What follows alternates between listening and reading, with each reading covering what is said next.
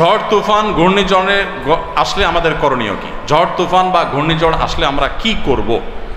দেখুন, ঝড় তুফান এবং ঘূর্ণিঝড়ের সময় আমাদের সর্বপ্রথম করণীয় হলো আগে থেকে আমরা যদি অনুমান করতে পারি, পূর্বাভাস জানতে পারি, তাহলে সর্বোচ্চ সতর্ক থাকা। সর্বোচ্চ কি থাকা? সতর্ক থাকা, যে কোনো প্রকার ক্ষয়ক্ষতি যেন আমাদের ঘূর্ণিঝড় করতে না পারে, আমরা সতর্ক থাকবো। এ বিষয়ে যারা বিশেষজ্ঞ আছেন তারা অনেক পরামর্শ দিয়ে থাকেন, সেগুলো আমরা খেয়াল রাখবো। অন্য কারোর জন্য ক্ষয়ক্ষতি না হয় সেগুলো আমরা খেয়াল রাখবো। এটা আমাদের প্রথম করণীয়। সতর্ক থাকার পাশাপাশি ইমানদার বিশ্বাস করবে যে আমার সতর্কতাই আমাকে সব নিরাপত্তা এনে দিবে না। আমি সতর্ক থাকার পর আমার কাজ শেষ করছি, এবার আল্লাহর উপর ভরসা করা।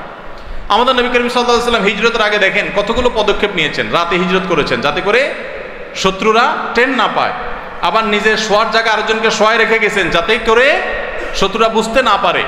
যে পথে সাধারণত মদিনা যায় তার আরেকটা ভিন্ন পথ ধরেছেন সাথে শত্রুরা টের না পায়। এতগুলো প্রচেষ্টা অব্যাহত করে তারপরে এবার গারে সৌরে গিয়ে বলেছেন ইন্নাল্লাহ মা'ানা, আল্লাহর উপর ভরসা, আল্লাহ আমাদেরকে দেখছেন। তাহলে আগে নিজের কাজটার দায়িত্ব পালন করেছেন। তাহলে ঘূর্ণিঝড় আসলে আমাদের প্রথম কাজ হবে সতর্ক থাকা। সতর্ক থাকলেই সব হয়ে যাবে তা না, এটা নাস্তিকের কথা, ইমানদারের কথা না। ইমানদার জানে যে সব কিছু কার হাতে? মূলত আল্লাহর হাতে। অতএব আল্লাহর নির্দেশ সতর্ক থাকা, বিধায় আমরা সতর্ক হব। সতর্ক হওয়ার পর এবার কাজ হলো আল্লাহর কাছে দোয়া করা। কি দোয়া পড়বো?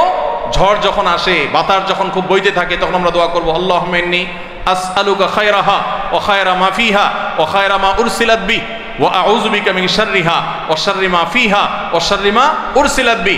আল্লাহ, এই বৃষ্টির ভালোটা, এর ভিতরে যে ভালো আছে এবং যেই ভালো নিয়ে বৃষ্টি আসছে বা এই বাতাস আসছে, ঝড় আসছে, সেগুলো আমরা চাই। আর এই বাতাস বা ঝড়ের ভেতরে লুকায়িত অকল্যাণ থাকলে সেটা থেকে আমরা আপনার কাছে পানা চাই। এ দোয়া পড়া সুন্নাত। তাহলে ঝড়, বৃষ্টি, তুফান এগুলো আসলে সতর্ক থাকার পাশাপাশি আল্লাহর কাছে কি করতে হয়? দোয়া করতে হয়। আমাদের এখন এমন একটা প্রজন্ম তৈরি হয়েছে, শিক্ষা ব্যবস্থায় নাস্তিক্যবাদ সূক্ষ্মভাবে ঢুকায় দেওয়ার ফলে নানাভাবে ধর্মহীনতা এটাকে সমাজে পুশ করে দেওয়া হয়েছে নানাভাবে।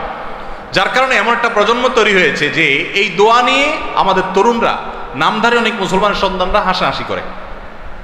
তারা মনে করে যে দোয়া পড়লেই কি সমস্যার সমাধান হয়ে যাবে।